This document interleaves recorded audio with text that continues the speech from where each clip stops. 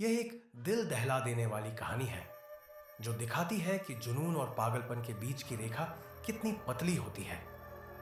कि कभी कभी जो हमें अपना हितैषी लगता है वही सबसे बड़ा खतरा बन सकता है।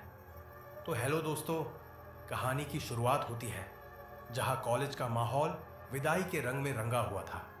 स्टूडेंट्स अपने फेवरेट टीचर्स को गिफ्ट और बधाइयां दे रहे थे। जेमी भी अपनी क्लास टीचर मिस रेबेका को एक सुंदर सा गिफ्ट देकर धन्यवाद कहती है। मैम, अब हमारी क्लास को कौन पढ़ाएगा? जेमी उत्सुकता से पूछती है। मिस रेबेका मुस्कुराकर जवाब देती है, अब तुम्हें मॉली पढ़ाएगी। वह बहुत इंटेलिजेंट और एक्सपीरियंस्ड है। इतने में कॉलेज की नई टीचर मॉली वहां पहुंचती है। वह तेज कदमों से अंदर आती है और उसकी नजर तुरंत ग्राउंड में फुटबॉल खेल रहे एक लड़के डैनी पर पड़ी। उसकी गहरी भूरी आंखें और आकर्षक व्यक्तित्व ने मॉली को पहली नजर में दीवाना बना दिया।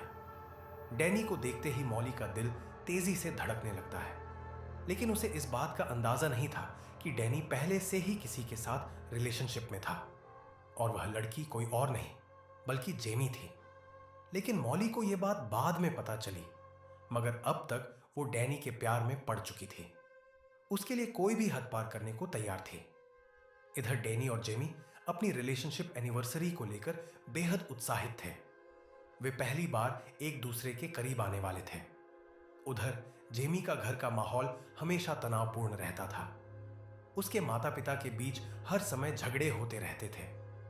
उसकी मां घर की जिम्मेदारियों को निभाने में व्यस्त रहती थी, जबकि पिता बेरोजगार होकर दिन भर बस इधर उधर समय बिताते रहते हैं। जेमी इस सबसे दूर रहने की कोशिश करती, लेकिन मन ही मन वह परेशान रहती थी।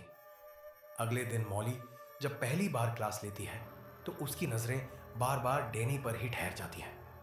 उसे बहाने से अपने पास बुलाने के लिए वह कहती है, डैनी, तुम्हें एक्स्ट्रा क्लास की जरूरत है। अगर तुम्हें अच्छे कॉलेज में एडमिशन चाहिए तो तुम्हें कल से एक्स्ट्रा क्लास लेनी होगी।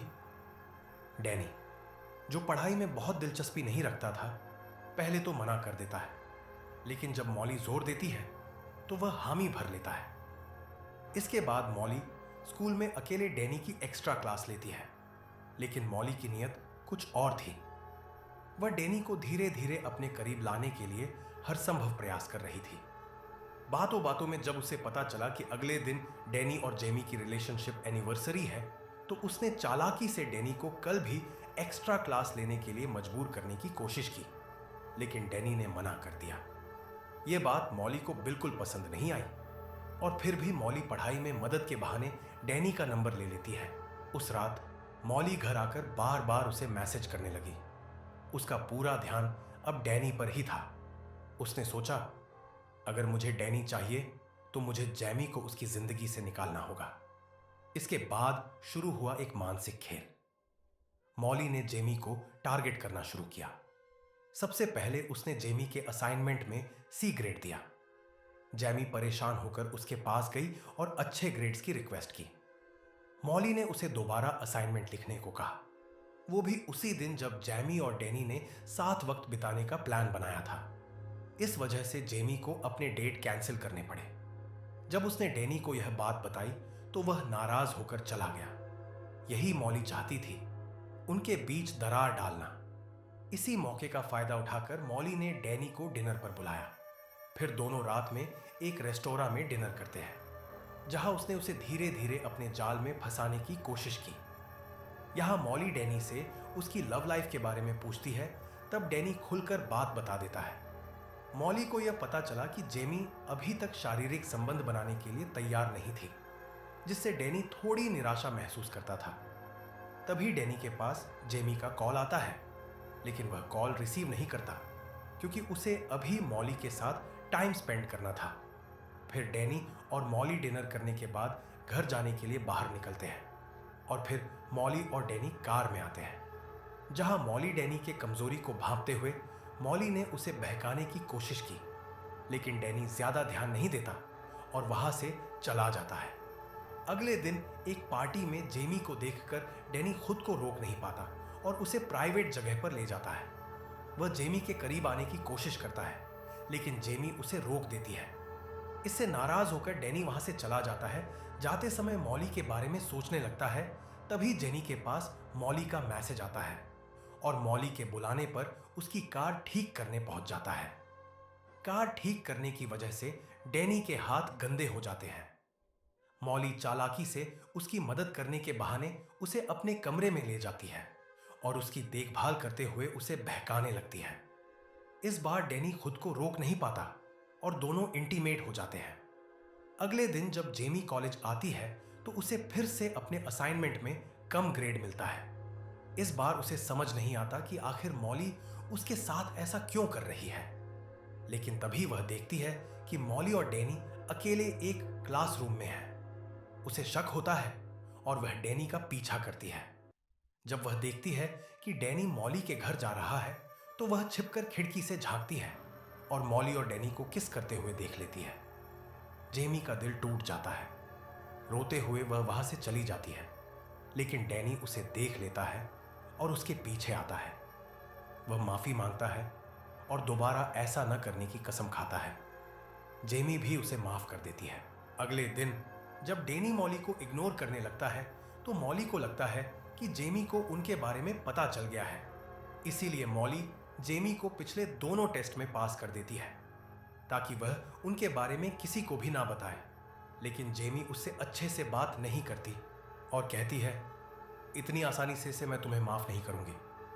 इसके बाद जबकि छुट्टी होती है और जेमी घर जा रही होती है तो डैनी उसके पास आता है और कहता है, मैं आज मॉली से मिलकर अपना रिश्ता खत्म करके तुम्हारे घर आऊंगा। यह सुनकर जेमी खुश हो जाती है। रात में डैनी मॉली को फोन करके मिलने के लिए एक जगह बुलाता है। जब दोनों उस जगह मिलते हैं तो मॉली बहुत खुश होती है क्योंकि उसे लगता था कि डैनी उससे प्यार करता है।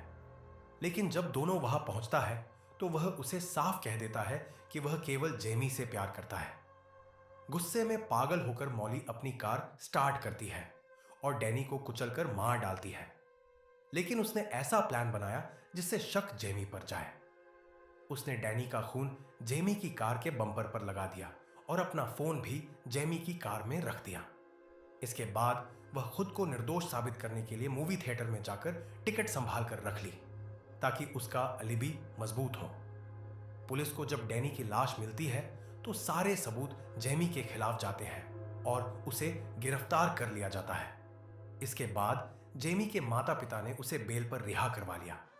लेकिन अब जेमी जानती थी कि असली कातिल मॉली ही है। लेकिन जेमी की मां को अपनी बेटी पर पूरा भरोसा था। वह सबूत इकट्ठा करने के लिए कॉलेज जाती है और चुपके से मॉली के बैग से कार की चाबी चुरा लेती है। फिर वह मॉली की कार की तलाशी लेती है। जेमी की मां को कार के अंदर एक गैराज का पता मिलता है जहां मॉली गई थी कार के आगे वाले हिस्से को बदलने के लिए, जो डैनी को कुचलने की वजह से टूट गया था। इसके बाद जेमी की मां मॉली के कार मैकेनिक तक पहुंचती है। वहां एक कर्मचारी उसे सच्चाई बता देता है कि मॉली ने कार ठीक करवाई थी। लेकिन जब पुलिस के सामने गवाही देने की बात आती है तो वह पीछे हट जाता है। इसके बाद जेमी की मॉम घर आकर अपने हस्बैंड से इस बात को शेयर करती है और जेमी भी चुपचाप उनकी बातें सुन लेती है। लेकिन रात में जब इसके पेरेंट्स सो जाते हैं तब जेमी खुद मॉली के घर जाकर उसकी सच्चाई रिकॉर्ड करने की कोशिश करती है और अपने फोन में रिकॉर्डिंग ऑन कर लेती है ताकि मॉली की सच्चाई रिकॉर्ड हो जाए। लेकिन उसका यह प्लान फेल हो जाता है क्योंकि मॉली को इसका पता लग जाता है कि वो रिकॉर्डिंग कर रही है। इसीलिए वो उसके हाथ से फोन छीन लेती है और गुस्से में आकर सारा सच उगल देती है कि हाँ, उसने डैनी को मारा है और अब वो जेमी को भी मार देगी। इसके बाद वो जैसे ही चाकू उठाकर जेमी को मारने के लिए आगे बढ़ती है, लेकिन तभी पुलिस वहां पहुंच जाती है। दरअसल जेमी के पैर में जो ट्रैकर लगा था उससे पुलिस उसे ट्रैक कर रही थी। उन्होंने सब सुना और मॉली को रंगे हाथों पकड़ लिया। पुलिस ने उसे गिरफ्तार कर लिया और जेमी को बरी कर दिया। मॉली का जुनून उसे सलाखों के पीछे पहुंचा चुका था, लेकिन जेमी के लिए यह जिंदगी भर का जख्म छोड़ गया क्योंकि उसने अपना पहला प्यार हमेशा के लिए खो दिया था। अंतिम लाइन, अगर जुनून हदें पार कर जाए तो वह प्रेम नहीं पागलपन बन जाता है। तो कहानी यहीं खत्म होती है। अगर आपको यह कहानी पसंद आई हो तो हमें कमेंट सेक्शन में बताइए।